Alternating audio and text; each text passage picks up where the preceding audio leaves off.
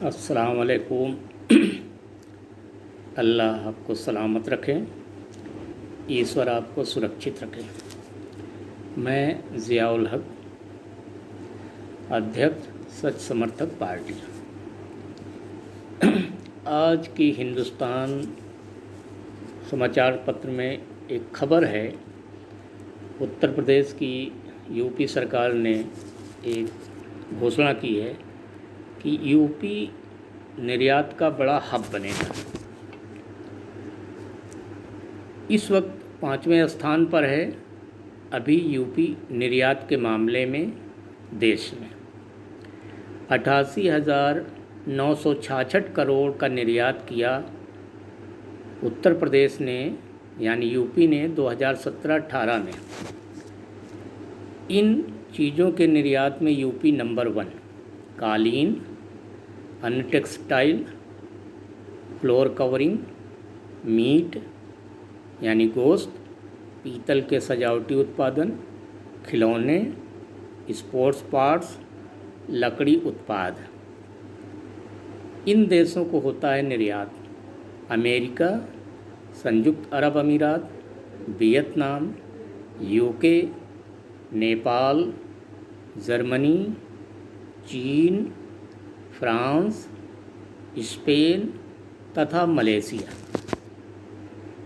प्रदेश की नई निर्यात नीति में खास बातें। बदलाव: निर्यात में 50% बढ़ोतरी पर निर्यातकों को 1 करोड़ तक प्रोत्साहन राशि मिलेगी।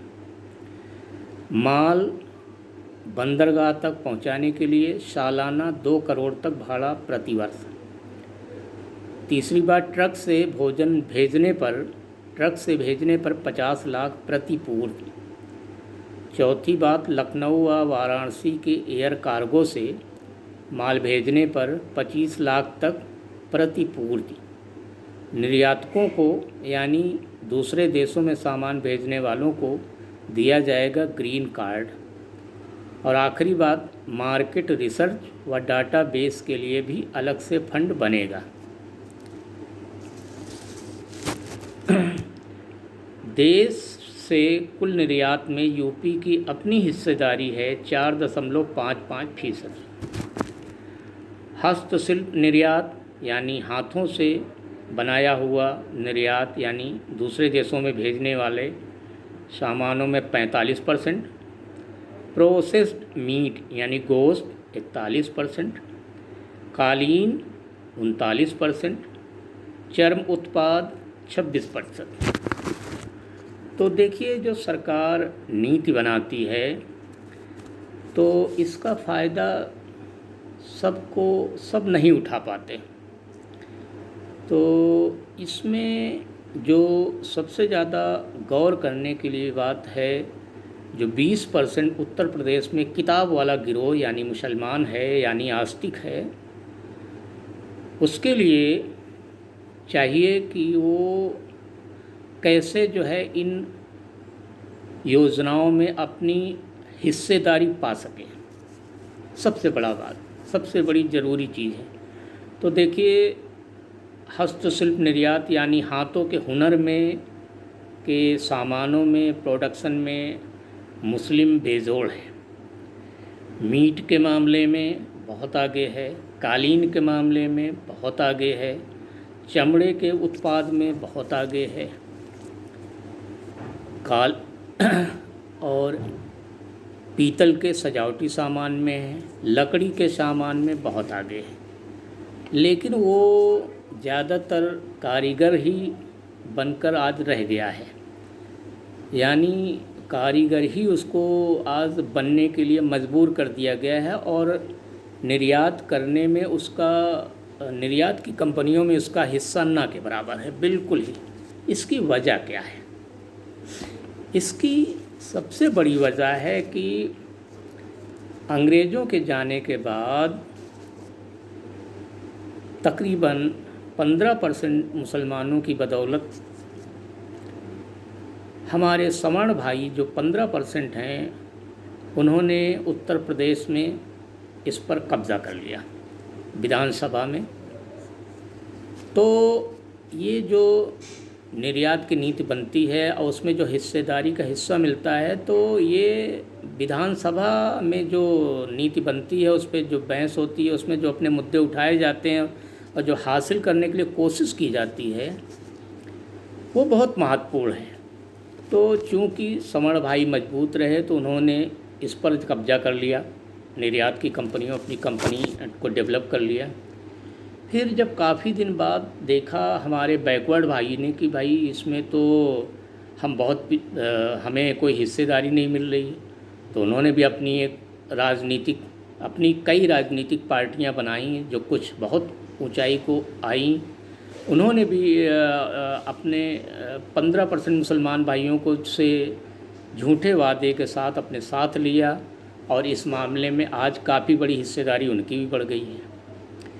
फिर जब हमारे दलित भाइयों ने देखा कि भाई हम बहुत पीछे तो पहले से ही थे और इस मामले में अंग्रेज़ों के जाने के बाद भी हमारी हिस्सेदारी नहीं बढ़ रही है, तो उन्होंने भी सोच विचार किया और अपनी नीति बनाई, उन्होंने भी राजनीतिक पार्टी बनाई और वो भी जो है मुसलमानों से झूठा वादा करके हमारी मदद से वो भी उत्तर प्रदेश में मुख्यमंत्री बने और विधानसभा में अपना एक तरीके से हैसियत हासिल की, मजबूती हासिल की और आज दलित भाई में भी काफ़ी आगे लोग इस मामले में बढ़ गए हैं।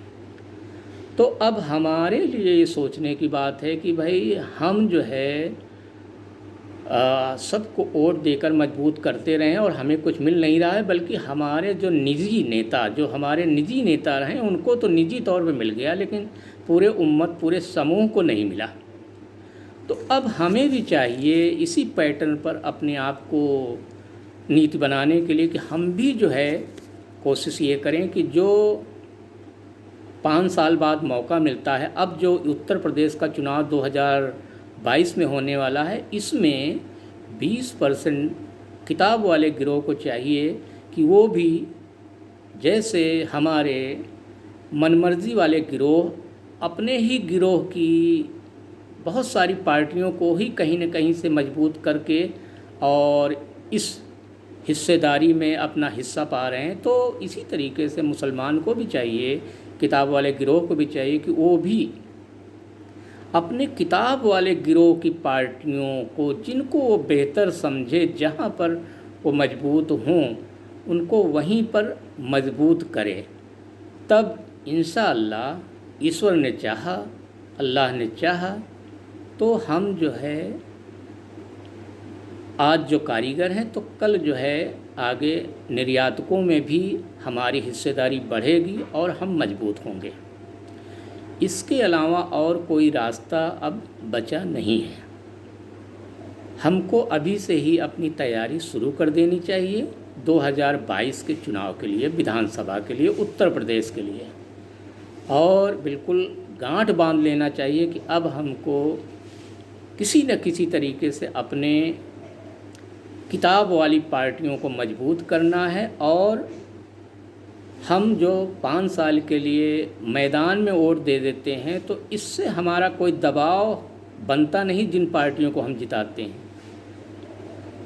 और जो नियम बनते हैं, कानून बनते हैं, वो विधानसभा में बनते हैं। विधानसभा में हमारी बात कोई उठाने वाला है नहीं, और जो लोग दूसरी पार्टियों में से जाते हैं जीत करके दूसरी पार्टी से, उनको जो है वहाँ बोलने का मौका मिलता नहीं, जो हमारे बीच से जाते हैं, तो वो अपनी बात रख नहीं पाते अपने समाज की, तो हम पिछड़ते चले जा रहे हैं। तो अब हमको चाहिए कि हम जो है अपनी पार्टियों के जरिए अपने बोलने वाले विधायक को 2022 में भेजने की तैयारी शुरू कर दें। और आज की पोजीशन ये है कि उत्तर प्रदेश में 403 विधानसभा की सीट हैं, तो अगर हमारी तादाद 20% है तो हमें 20% अपने विधायकों को चुनाकर भेजना अब हमारा मकसद होना चाहिए। वैसे तो जो जानकारी मिली है वो ये है कि 120 सीटें ऐसी हैं जहां मुसलमान अपने बलबूते जो है अपना विधायक चुन सकता है। अगर इसमें से वो 80 भी सीट 80 भी विधायक अपना विधानसभा भेज देता है, तो इंशाअल्लाह ये विधायक हमारे जाके विधानसभा में शर्तों पे समझौता करेंगे, तब हमें हमारी हिस्सेदारी मिलेगी और इन निर्यातकों में भी हमारी अच्छी हिस्सेदारी बढ़ जाएगी। देखिए, ये कुछ बातें थी जो मैंने आपके सामने रखी अपनी समझ से। अब इसमें किसी भाई को लगता है कि इसमें मैंने कोई बात गलत कह दी है, तो वो फ़ौरन हम आपको फ़ोन नंबर देते हैं, इस पर आप हमको सलाह दें, हम अपनी गलती सुधारने के लिए तैयार हैं। हमारा फ़ोन नंबर है 9336316860। अल्लाह हाफिज़। अल्लाह आपको दीन की समझ दे, सही फ़ैसले करने की समझ दे, इस उम्मीद के साथ